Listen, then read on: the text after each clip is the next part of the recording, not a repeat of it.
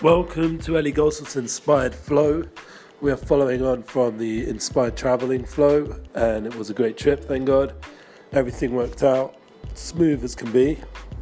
I'm not saying all the interactions with people was ideal, but that's life, and everyone's got their pressures and challenges, and we can definitely judge everyone favorably and appreciate whatever they did connect in and whatever they could do to be there and be loving, and especially with family and friends. So it was a good trip, and my daughter also came back safely, and I appreciate the prayers and the good thoughts from anybody who was involved, and also most importantly my family. They were, thank God, 50 years married for my parents is a big achievement, and something which I hope in my own way with my own soulmate we can achieve as well, longevity in our relationship, and the covenant and everything else, the commitment to enjoy it and appreciate the gift we have. Now we're going to talk about the being real flow. Like, it's such a challenge in this generation because we all want everybody to see our best side. Like with posting social media, we want everyone to see I'm in a good space, I'm feeling well, I'm looking well, I do all the things that everybody in social media discusses, and all like the successful people, like I have an amazing morning schedule, I wake up and I'm this and then that. And I remember Daniel Geffen talking about this kind of kvetch, like how can it be, every day these people are have this certain way that they get up. Everyone's obviously very individual, we all got to find our own way that works for us. But to come back to the point of being real, that is a challenge, just that reality of being able to talk to people in a real way, in all levels. Like, you can have a very spiritual person, they don't really want to hear from you your pain. They want you to sort of reach a level of all is good, and denial in a way, but not obviously not completely denial, but just on some level they're wanting you to be in a certain mindset where you see the good and feel the good, and unfortunately reality is you're not feeling that. The reality is that the life around you is getting really challenging.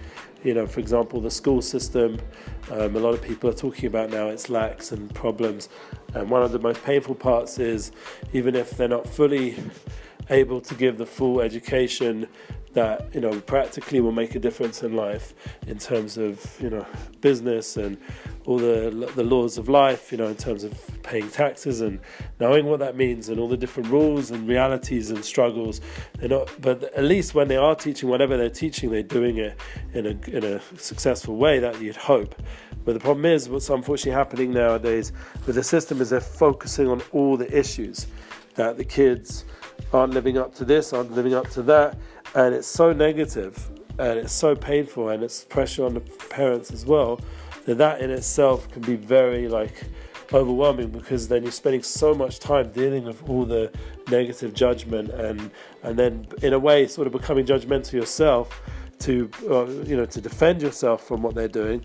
But it's not a good circle, and I'm trying to keep myself personally, I'm going through it right now with my kids, trying to keep myself in a positive place no matter what, and reminding myself, as thank God some of the righteous people around me do, that there is joy, and that there are tremendous growth opportunities in these challenges, and also the aspect of the fact that the kids, bottom line, are amazing, and that if there are people who don't see it or continue to ignore it or continue to focus on the other side, even if they'll say, I know he's a great kid, but they'll in terms of their actions and how they actually run things, they'll constantly emphasize the not good, then it's a challenge.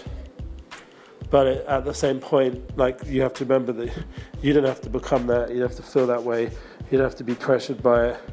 That, as a very wise person once says to me, you sort of have to be in the system but rise above the system, and that is that balance of dealing with reality but at the same time being above reality in a like ideal valued sense. Like we said with the mission statement.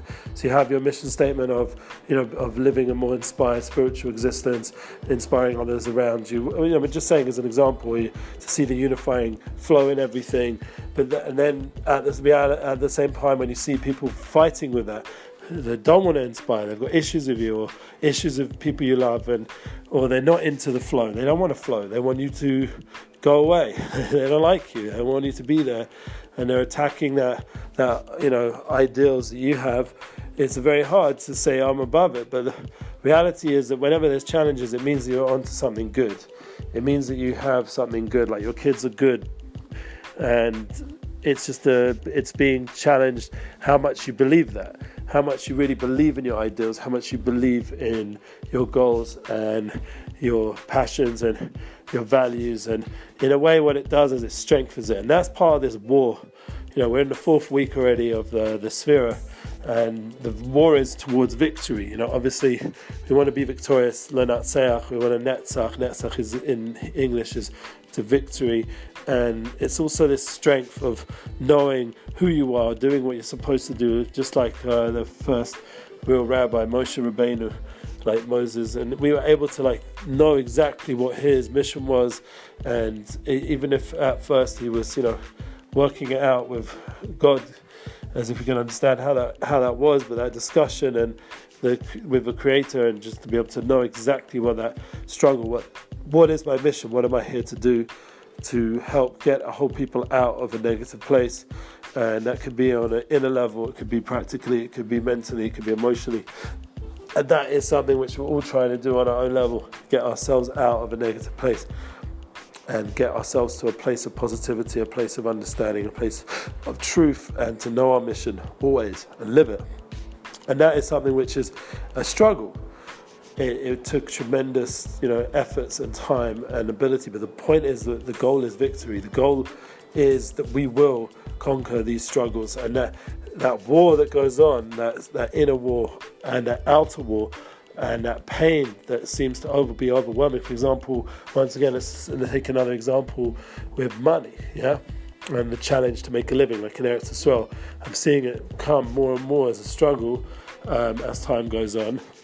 And I'm fighting to stay positive and to get motivated and to keep, you know, pushing myself out there and going to interviews and being available, and, you know, in terms of consulting and knowing that I have ability to help people, and all the different aspects, and putting myself out there and not allowing the reality of the struggle to weaken my resolve to be who I am, and to not like settle for something which is way below my abilities and talents.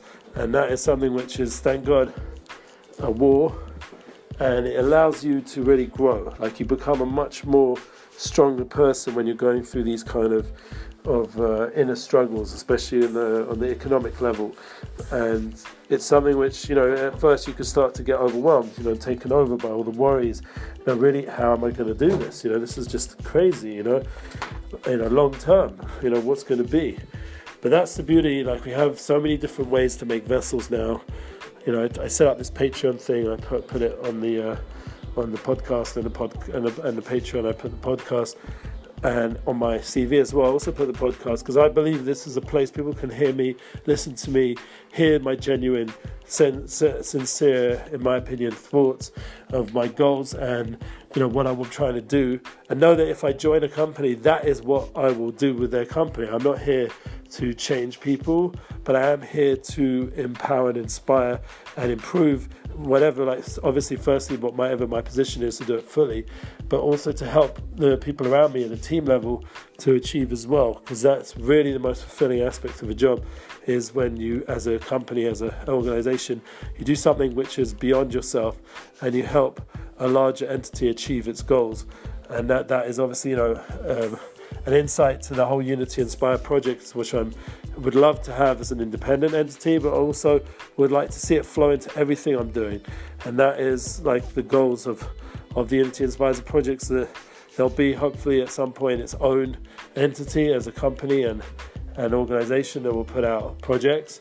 But at the same time, the concepts and the values and the focus will be able to collaborate with every other place, and will make sense and unify with everything around us, in every other business, every other aspect of life.